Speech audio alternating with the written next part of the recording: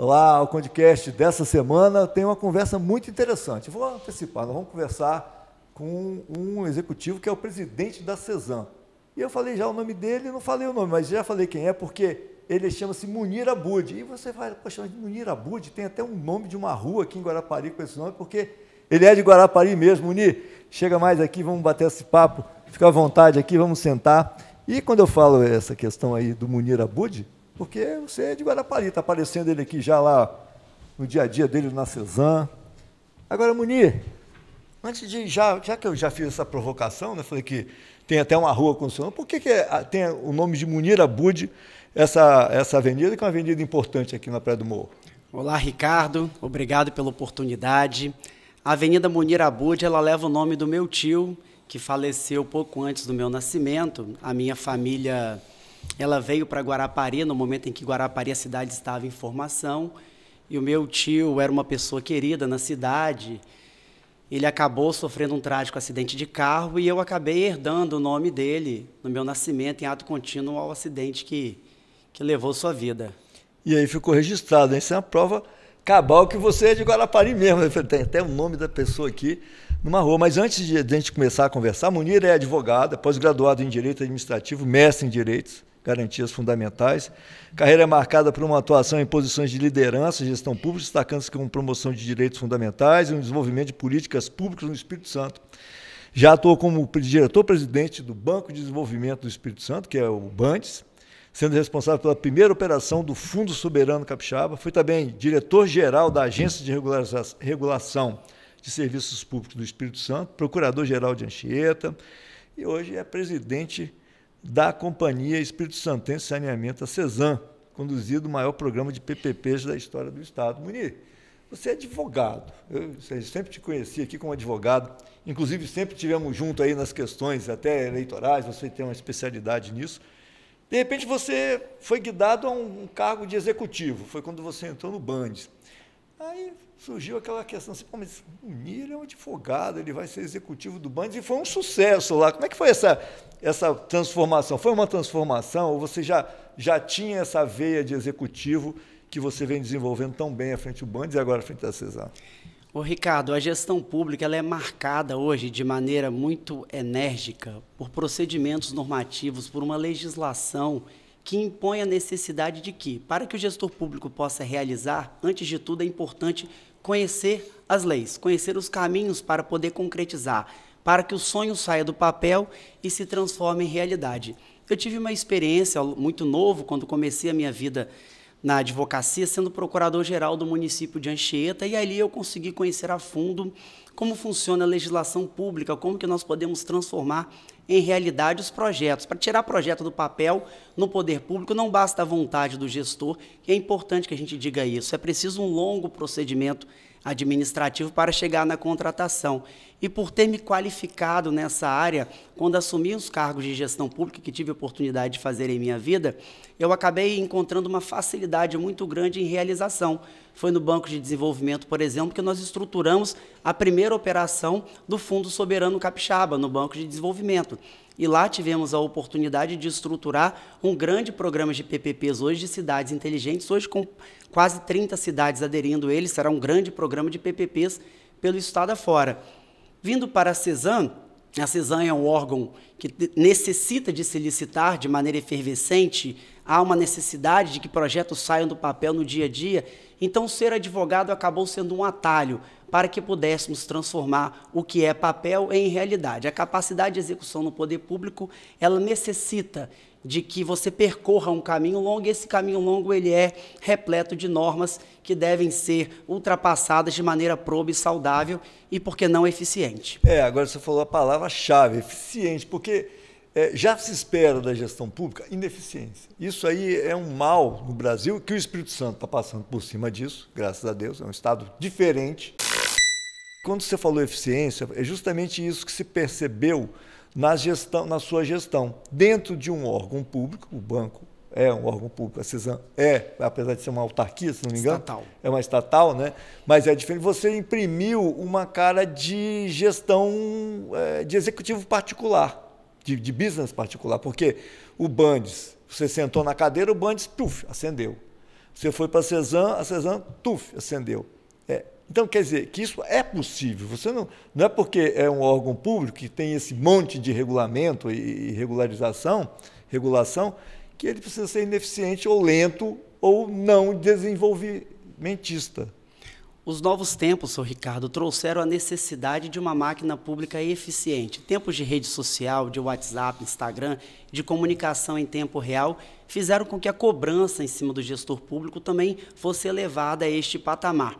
Foi aí que, então, encontramos a seguinte situação: ou se realiza, ou você não tem espaço para conseguir brilhar, para conseguir alavancar a sua carreira no poder público. Então, o princípio da eficiência ele tem que nortear o gestor. O gestor público não é porque ele é público que ele precisa estar amarrado àquela velha forma de fazer política já ultrapassada. Os tempos são outros e esses novos tempos exigem do gestor público também uma postura diferente. Postura essa que deve associar, sim, à gestão pública as melhores práticas da iniciativa privada. Eu acho que é isso que nós precisamos cada vez mais na gestão pública. Esse espírito empreendedor da iniciativa privada, pautando a administração pública. E esse acaba sendo o segredo do sucesso, porque o órgão público ele acaba fomentando políticas públicas de desenvolvimento econômico, de aprimoramento da saúde, educação e tantas outras, e com isso é um jogo de ganha-ganha. A iniciativa privada vem atrás e acaba ganhando e gerando emprego e renda à população. Esse é o grande segredo para que a população se desenvolva. E para chegar nessa conclusão, nós não precisamos inventar a roda, nós precisamos apenas nos espelhar nos modelos de sucesso.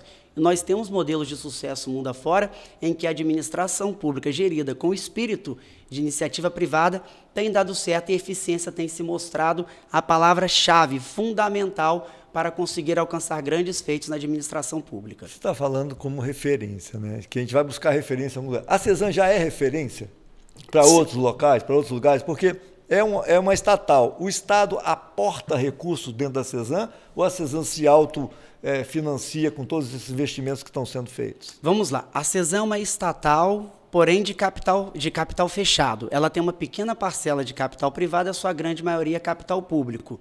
Então, a CESAM, em sua grande parte, ela é do governo do Estado do Espírito Santo. Ela já é, sim, uma referência Brasil afora. Nós podemos citar alguns exemplos apenas dos últimos 2 anos.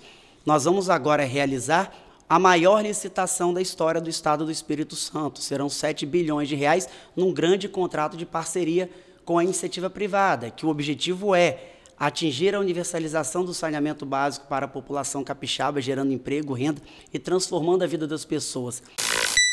Então, essas iniciativas vão colocando a Companhia Espírito Santense de Saneamento como destaque no cenário nacional, com práticas inovadoras, utilização de inteligência artificial, métodos robotizados. Por exemplo, nós tivemos êxito em trocar as redes da Praia do Morro por completo, Ricardo, sem causar qualquer dano à pavimentação asfáltica. Importante que se diga que não foi a CESAM responsável. Tem essa história, né, que aconteceu um negócio em paralelo e assim, a gente fala, abriu um buraco na rua, isso é coisa da CESAM. Aí, a CESAM esburacou e a gente viu isso acontecer muito. Agora, esse caso aí, como é que foi essa história do final do ano passado, quando a CESAM veio fazer esse serviço? Houve um investimento muito grande, que vocês fizeram um investimento maior do que o normal. Como é que é essa história? Como é que funciona isso e o que aconteceu de fato? Bom, Ricardo, por ser de Guarapari, eu conheço a fundo a realidade da minha cidade, especialmente na proximidade com o verão, quando a demanda da população por serviço, por qualidade, começa a crescer de maneira voluptuosa. Foi aí que identificamos a necessidade de substituir as redes da Praia do Morro e fazer isso sem causar dano à pavimentação asfáltica com o menor transtorno possível à população. Então, pouco antes da execução daquelas obras que foi da administração pública municipal, nós substituímos as redes da Praia do Morro utilizando métodos robotizados, sem causar dano à pavimentação asfáltica, uma estrutura robotizada entrou na estrutura de tubulação da CESAM e fez essa substituição de dentro para fora. Esse método se mostrou eficaz porque a população sequer sabia que estava havendo obra da CESAM naquela localidade. A população sentiu os efeitos positivos depois, quando não enfrentou cenários de escassez hídrica, de falta d'água, porque as redes estavam substituídas, eram novas. Mas tinha buraco na rua. Esses buracos não foram realizados pela CESAM, esses buracos foram feitos por uma outra obra, realizada a posteriori, de modo que no momento em que nos chamaram para prestar explicações, as obras da CESAM já haviam sido encerradas a longa data.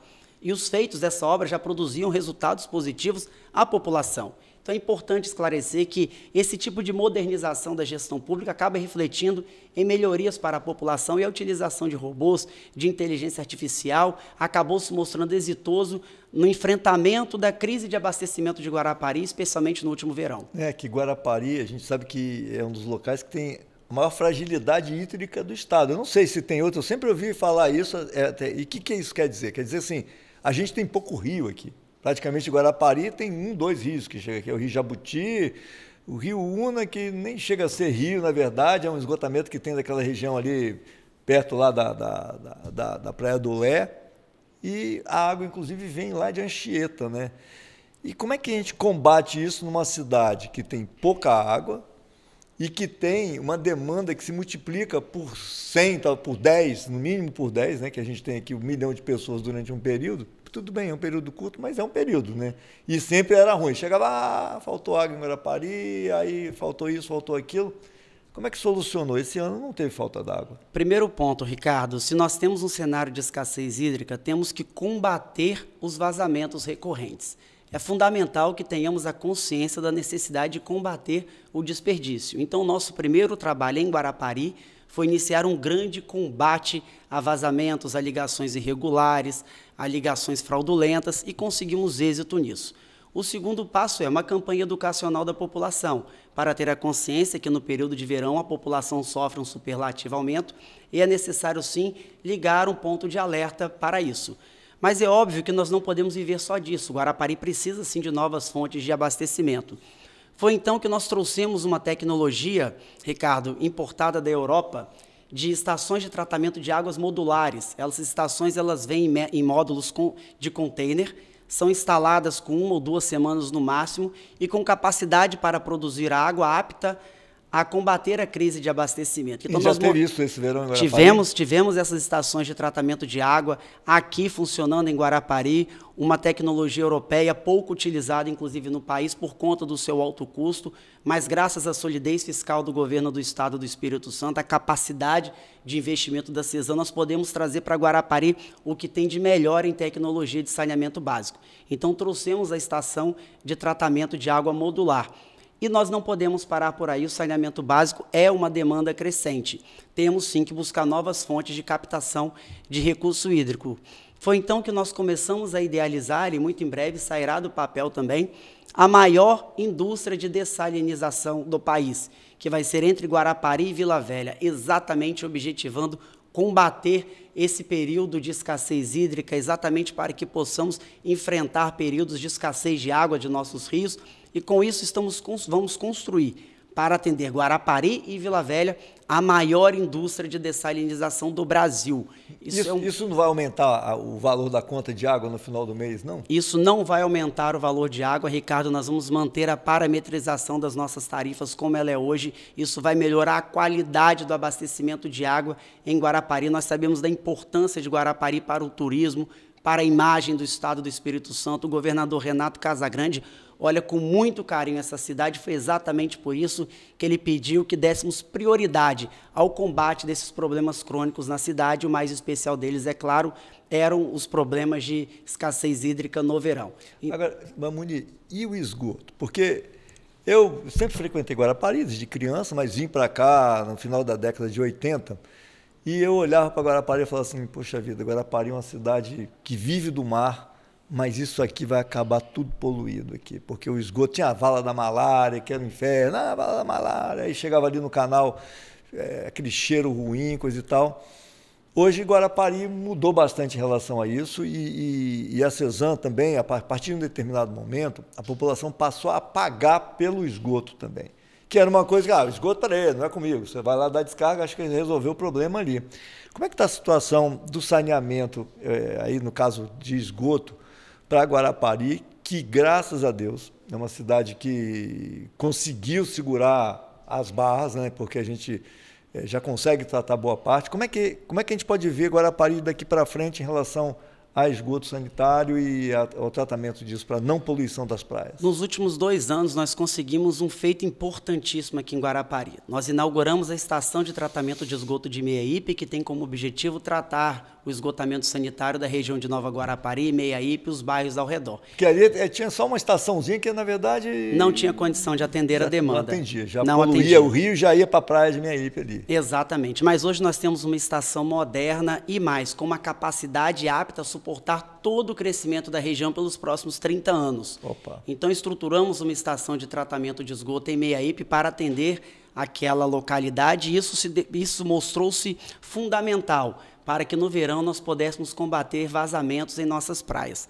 Prova disso, Ricardo, foi que o começo do verão de Guarapari, a publicidade qual era? Balneabilidade em todas as praias de nossa cidade. Isso aí. E essa balneabilidade ela existe por uma razão fundamental e importante que aqueles que nos assistem possam compreender.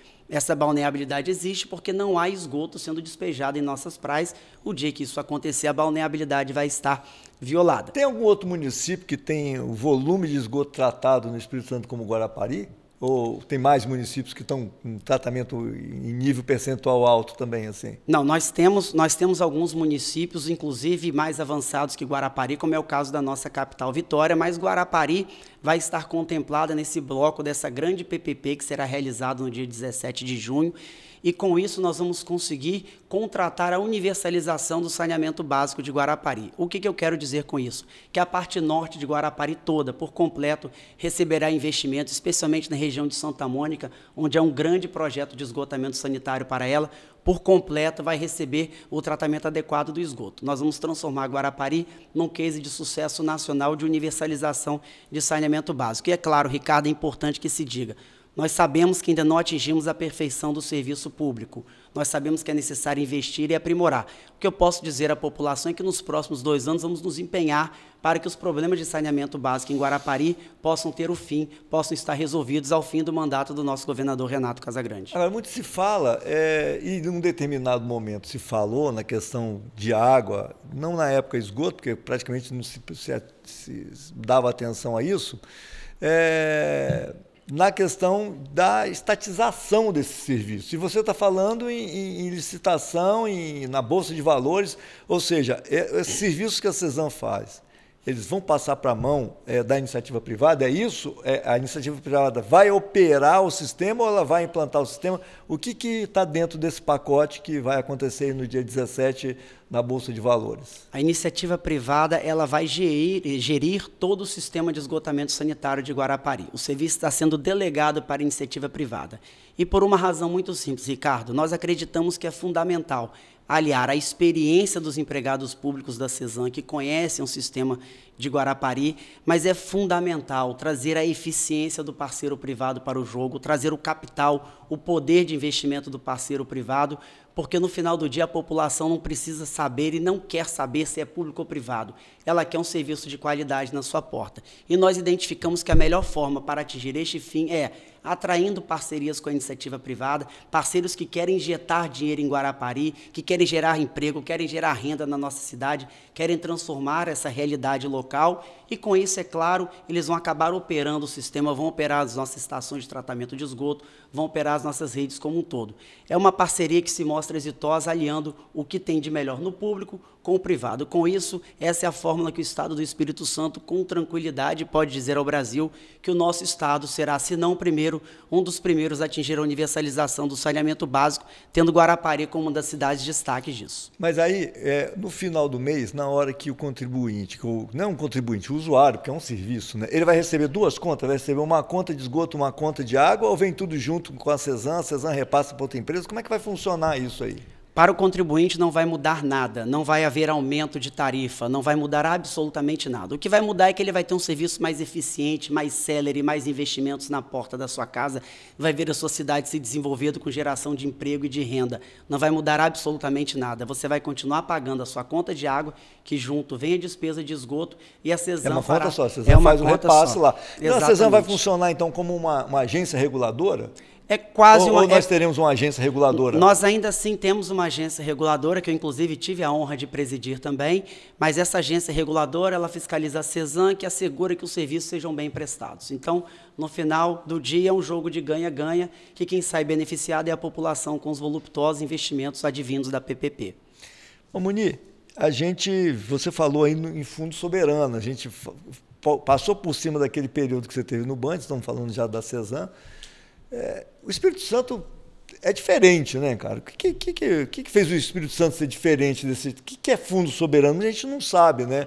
Mas quando a gente pensa em governo e pensa em Estado, a gente pensa em quê? Em déficit, em prejuízo. Nós estamos vendo aí o Brasil aí aumentando o imposto que é regulatório para ser de arrecadação, que é o IOF, porque o governo federal gasta mais do que arrecada.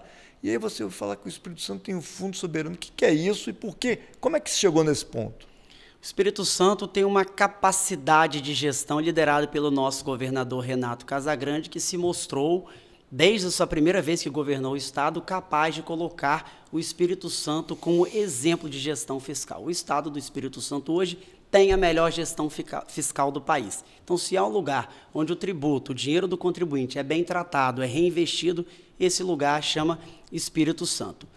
Sabendo dessa capacidade do Estado do Espírito Santo, Ricardo, o governador Renato Casagrande pensou não só nele, não só na geração dele, mas em gerações futuras. E pensou que ele não pode deixar o Estado do Espírito Santo refém tão somente da arrecadação de royalties ou uma eventual arrecadação fiscal que possa sofrer alguma defasagem. Então ele idealizou um fundo que pudesse dar sobrevivência, dar perenidade a essa condição financeira boa que o Estado do Espírito Santo tem. Ele cria, então, um fundo esse que é alimentado de maneira perpétua por receitas de royalties de petróleo, e parte desse fundo ele fica guardado é uma poupança, no final das contas. Uma parte é uma poupança intergeracional, que nem ele pode mexer. Ele poderia estar fazendo qualquer tipo de política pública com isso, mas a política pública que ele pensou com o Fundo Soberano foi pensar nas gerações futuras, nos seus netos que estão por vir. Paralelo a isso, parte do Fundo Soberano ele é destinado ao Banco de Desenvolvimento Capixaba, que também tive a honra de presidir, para que ele possa fazer investimentos. Investimentos esses que tenham um condão de fomentar a indústria local, que possam fazer com que o Espírito Santo não dependa da cadeia de óleo e gás. Uma iniciativa moderna, comparada inclusive com os países europeus mais ricos e modernos. Essa iniciativa reflete como o Estado do Espírito Santo descola um pouco do Brasil quando nós identificamos essa grande capacidade, não só de gestão fiscal presente, mas em pensar no futuro. Você tem participado de vários eventos a nível internacional. Eu quero saber como é que o pessoal vê o Espírito Santo lá fora, mas antes, o prefeito de Guarapari mandou uma pergunta para você. Vamos assistir aqui e ver o que ele quer saber do presidente da CESAM hoje.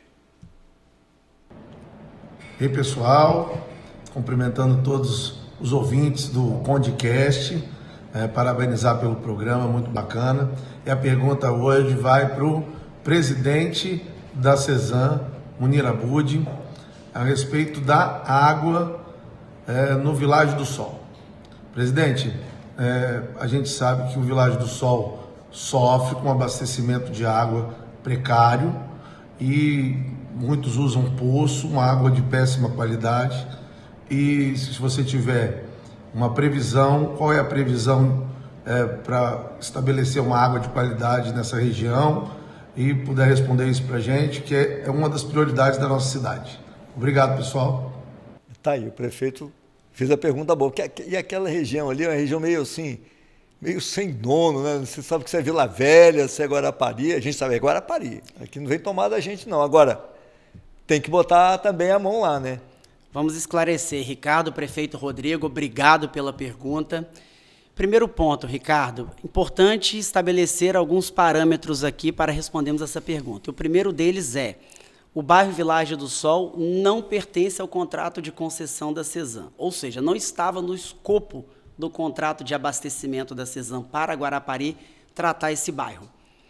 Ele poderia tratar o bairro se fosse feito ali um loteamento regular, à luz da lei de parcelamento de solo, que incluiria as obras de infraestrutura básica e geraria a necessidade da CESAM de fazer as intervenções devidas. Qual foi o grande problema? O loteamento ele acabou sendo consolidado de maneira irregular. Alguns moradores acabaram edificando suas residências em uma estrutura inapropriada para ser um loteamento. Infelizmente, muitos deles, por não saber, por serem enganados, enfim, eu não vou entrar no mérito da razão que o fizeram comprar as propriedades lá, mas a verdade é que eles compraram um imóvel num terreno irregular. Quando o terreno é irregular, não basta a vontade da CESAM em executar as obras. A CESAM só pode realizar obras em loteamentos regulares. O que estamos fazendo para aliviar a situação, porque entendemos que é uma situação precária, é uma situação que fere, inclusive, a dignidade da pessoa humana, e nós sabemos da necessidade e da missão dada pelo governador Renato Casagrande para resolver aquele problema. Nós iniciamos algumas visitas para fazer uma análise da qualidade da água do solo, para verificar se seria possível, ainda que de maneira não tão precária como eles estão lá hoje, mas com o serviço da CESAM já fornecer um abastecimento de água, ainda não nos padrões de qualidade que eles merecem. Isso tudo porque, para podermos abastecer a população com qualidade, nós estamos esperando duas grandes obras. Uma delas é a ampliação da ETA Caçaroca, uma grande estação de tratamento de água nossa, que vai ter condição de levar água para aquela região, ou a dessalinizadora. Mas nós sabemos que são duas obras grandes que vão levar algum tempo para serem construídas e a população não pode sofrer por isso. Então, prefeito Rodrigo, o grande recado que eu peço que você entregue a essa população é que nós estamos trabalhando já em soluções paliativas, sabendo que a responsabilidade não é da CESAM, mas a responsabilidade do governador com cada munícipe do estado do Espírito Santo nos deu essa missão de buscarmos uma solução para resolver o problema. Quer dizer, que ele tem que passar pela regularização fundiária. Isso é um trabalho que pode ser feito pela própria prefeitura também. Pode ser feito pela própria prefeitura, mas nós sabemos também da necessidade de obras de infraestrutura básica no loteamento para que ele possa se transformar num bairro consolidado, concedendo a qualidade de vida merecida aos moradores. A gente pode esperar de você participar da vida pública com mandato? Eu sou candidato à presidência da CESAM novamente, Ricardo, exercer mais 2 anos à frente da CESAM, e nós temos que ter a compreensão de que é necessário informar a população que a nossa atitude, os resultados que apresentamos, não tem caráter eleitoreiro, especialmente em Guarapari, tem muito mais um caráter sentimental. Pois bem, conversei aqui com o Munir Abud, que é de Guarapari, tem nome de rua com o nome dele, que é do tio dele, que a gente ficou sabendo hoje, que ele vem fazendo um trabalho excepcional à frente do Espírito Santo. Quero deixar aqui para você uma caneca do Condecast. Você lembrar da nossa entrevista, agradecer a sua presença e dizer para vocês que o Condecast volta no próximo sábado, inédito, aqui na TV Guarapari, em todas as nossas redes sociais, sempre às 19 horas, no sábado, e depois, durante a semana, tem várias reprises para você poder assistir. Então, a gente se encontra sempre aqui no Condecast. Até lá!